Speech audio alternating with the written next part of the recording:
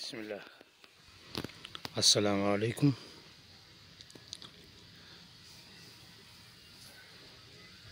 Бұл шұбалшаңдар.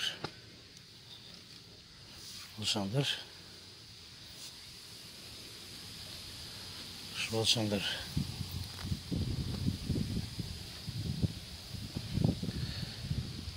Тұрған жеріне қазір 3 ай жауын болды.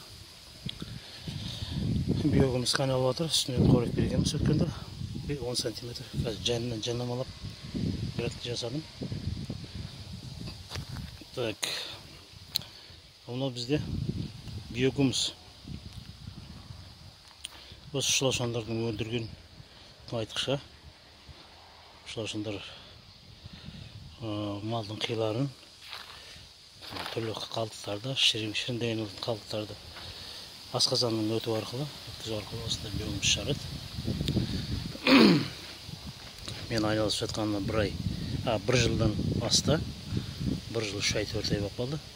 Былтырғы жылы сәуірдің 13-інде басталған осы кәсіп. Мына тұрған ящиктермен 10 ящик шұлашын алдырған болатын.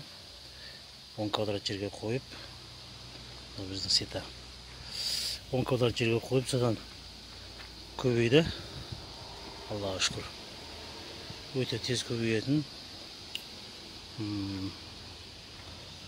пайдасы көп кәсіп деп айтса болады. Қазір мына жерде 250 квадрат шамасында тұр. Тағы бір жайда 300 квадрат. Сосын тағы 3 жерде тағы 350 квадраттай. Соған көбейді. Аллаға шүкір. Нағыз ауылда тұрған қазақ балаларына, қыздарға, балаларға, үйде тұратын кісілерге айналса болатын кәсіп. Бұл бізде үйеңкіз. Осыған суды жинап, ылғалдап тұрамыз. Мына жерде биогум деген осы шұлашындарға керекті қоректі шығарып жатырмыз, витаминдер.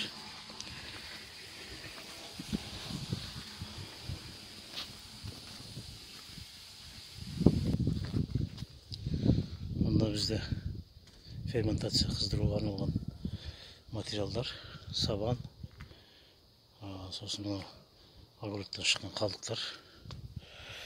Мына біздің жылыжай.